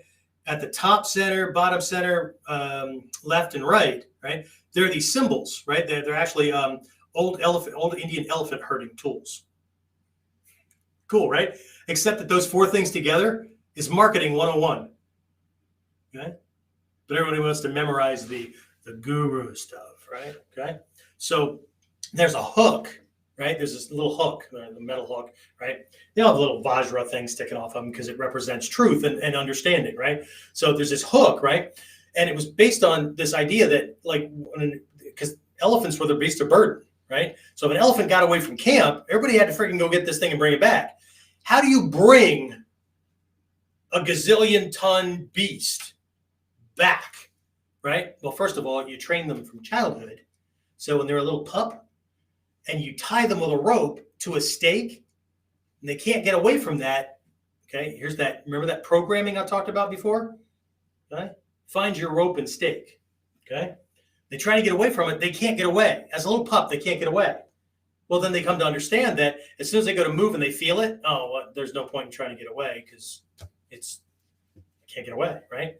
Except grown, mature elephants, beast of burden, elephants, are held in place. Go to a circus, right? By either a rope or a very light chain and a stake in the ground. They could just easily, and we've seen stories on Facebook and whatnot, elephant, stampedes through the town of Pasadena, whatever, right? Trampling on cars and shit, right? And they have to put the elephant down or whatever. But how'd that happen? Well, this elephant woke up and went, oh, look at that. I'm not held down, right? But most of them, 99.9%, right? As soon as they feel that little tug, the programming from pup, when it truly did work, is still with them. Remember the lesson about the accident? Okay. The 3-year-old lesson is still steering the 63-year-old guy or 42-year-old guy or 28-year-old, whatever, right? So, but anyway, right? You go out to bring this elephant back, right? How do you get their attention, right? So what they would do, they had this hook, and they would kind of like snag up behind the ear, right, to get their attention, right, to bring them around, right, to kind of bring around, and then they throw. Then the next symbol, right, is a rope, okay, and so the rope gets thrown over the elephant, right, and you lead them back to camp, and then the next symbol is a chain, right, and so you rechain them back down, and then the last symbol is a bell. Because after you get the elephant back to camp and the work's done, you freaking have a party, right? You can relax and enjoy the music or whatever, okay? So, but this is marketing 101, right? You have to get people's attention. If it's something that interests them, then you can kind of draw them in a little bit, right? By explaining what it is that you're doing, right? If they like that, in my case, right, and they sign up for a program, right? Okay, don't think of the chain like a ball and chain kind of thing, right? But we're connected now. Okay, I'm not drawing you into my story. We're connected. Okay, so we're linked. Now think of the chain as a link kind of thing. Okay, and then together, right? Now we're both developing the same kind of skills, right? So that when bad shit happens, we can get through it quicker and we can party, right? Anyway, so, but you asked that. When I start to release this, right, and I start to open it up, I'm not sure if I'm going to do a webinar or not. I may do like a webinar to kind of introduce this to people. But what I'm going to be addressing is this old model, right? This old model that says there has to be a school in my town, and I have to, if there isn't, then there's no way for me to train unless I travel to somebody else's seminar or I seminar jump. But then how do I keep track of things? Because if I go to a school, right, there's a set teacher who will motivate me, who will give me feedback right there in class. They've already done all the work and put together a curriculum and a lesson plan and all that kind of stuff. And you're right. Okay. Except that the teacher still can't make you come to class. They still can't make you learn. And most students that go to a regular everyday, go to a school in their town, don't practice outside of class because they confuse class time, which should be for learning, dojo time for learning, right? And home time for practice. They confuse dojo time for practice time. So they're not really excelling. What I experienced, because remember when I first got started, right? We're talking 1980, 81. There were 3 training groups. Stephen Hayes, I think he's the only one at a dojo proper. Started out in the basement, one of the basement community rooms in a plaza in Dayton, Ohio. And then he bought this old tobacco barn and it turned into the Kasumiyan kind of thing, right?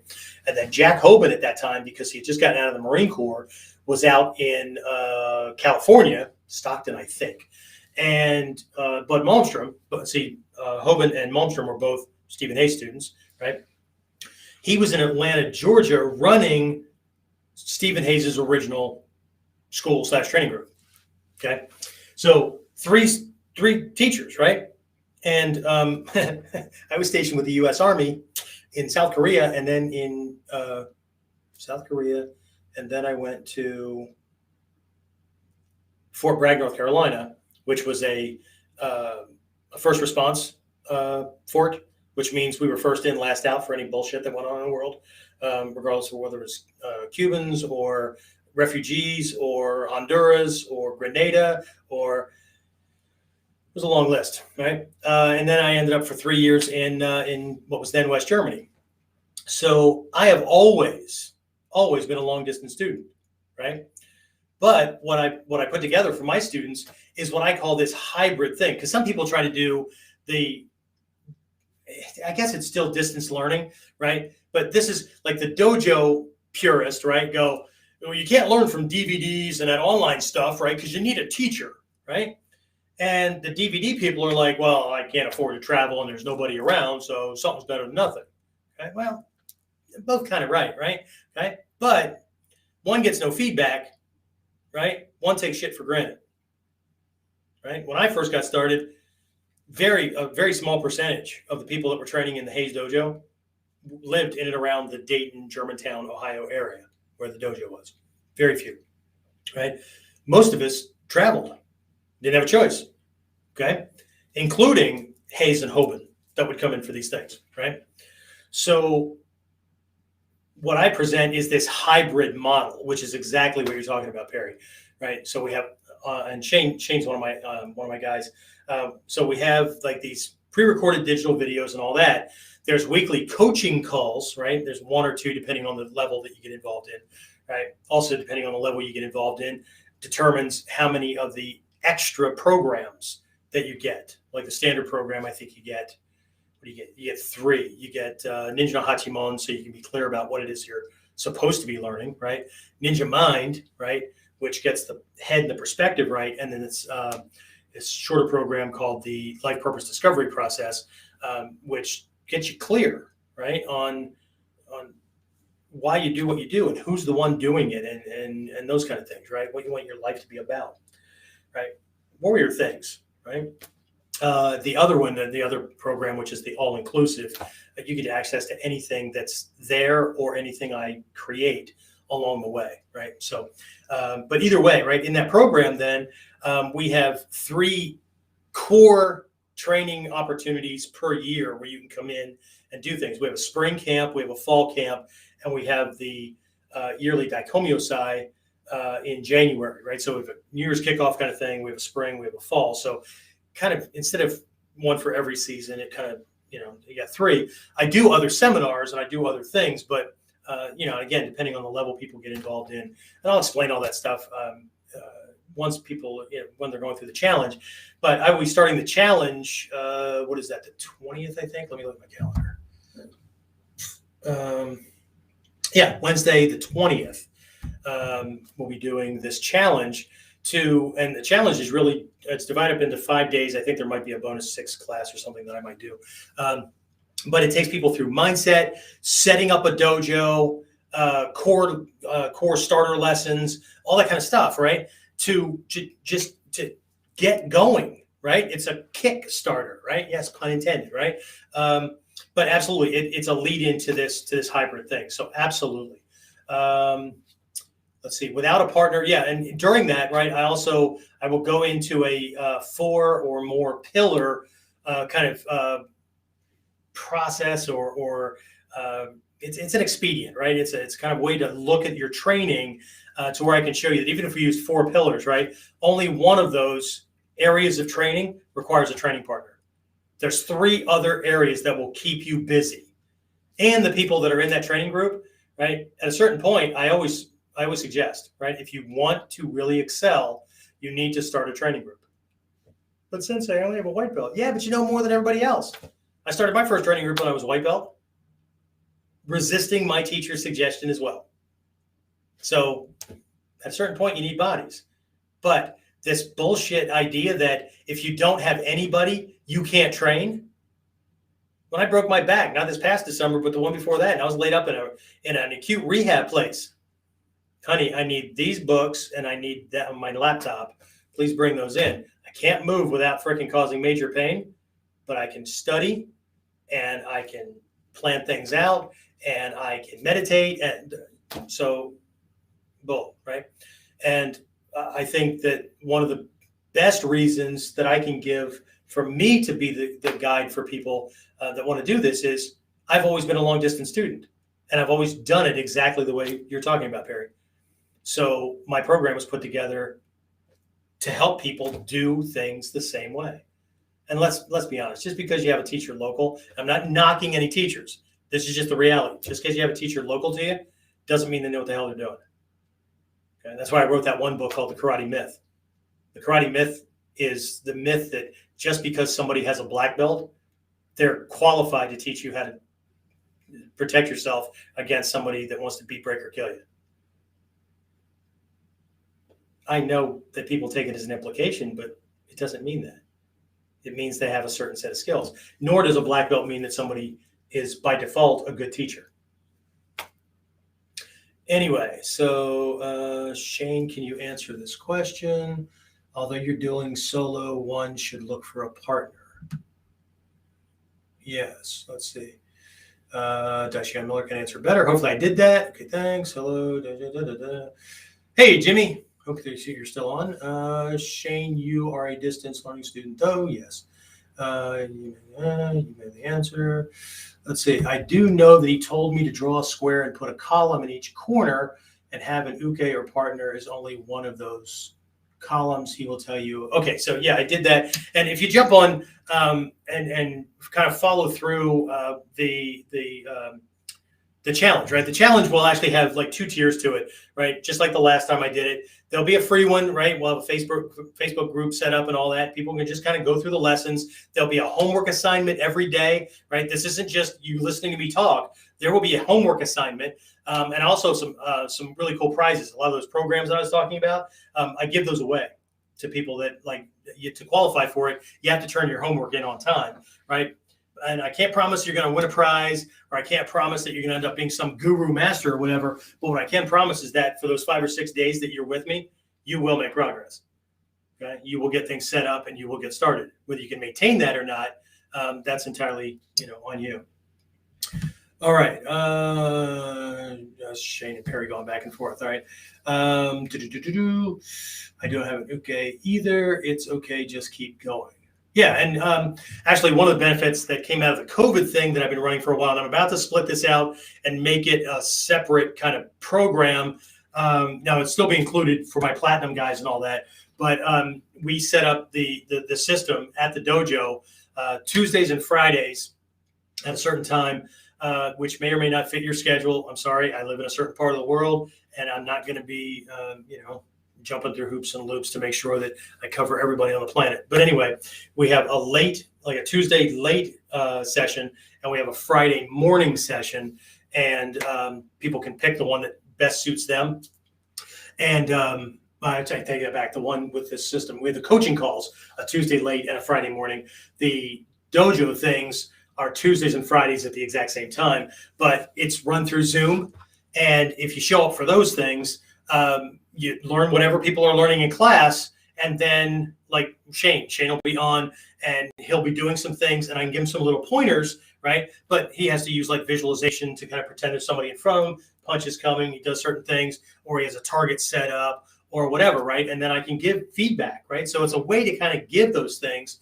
But at the same time, like we have fall camp coming up. Fall camp is November 5th, 6th, and 7th, right? We have a live option for it and we have a virtual option for it. If you go to onlineninja.academy.com/events, just scroll down, find Fall Ninja Camp, right? Like Shane's in California. I'm in Pennsylvania, right? Shane's actually signed up to do that virtually. I have somebody else signed up to do it virtually, even though I have right now half a dozen or more people that are committed to being there. It's going to be a small one. People are still like all freaky and not wanting to get out and do things.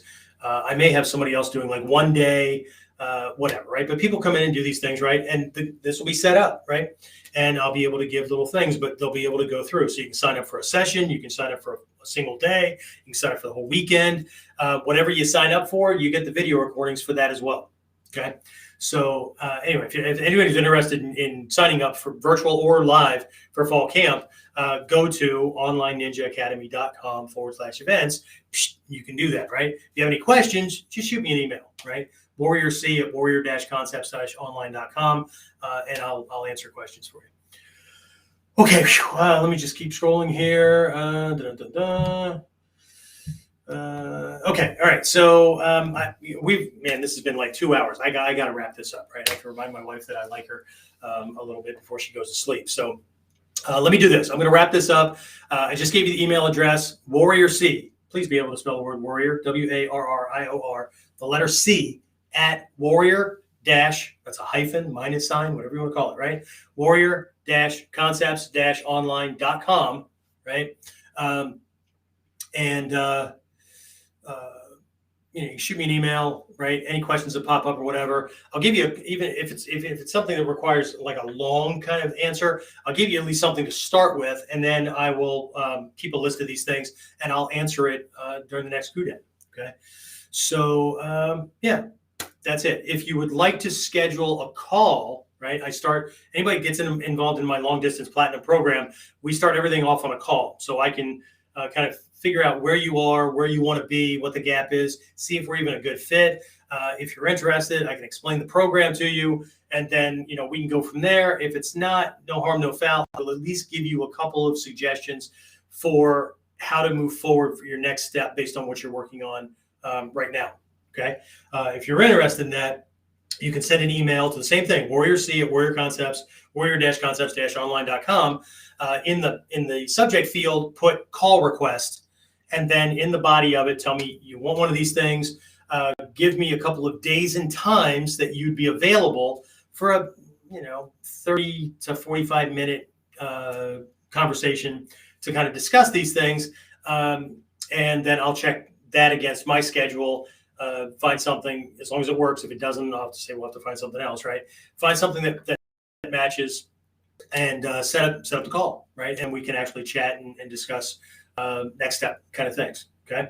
So Warrior C at warrior-concepts-online.com.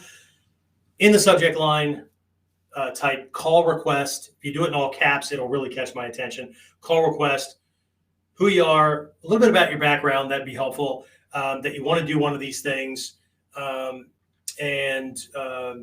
Please don't do one of these if you're just like tire kicking, if you're not serious, if you never follow through on things.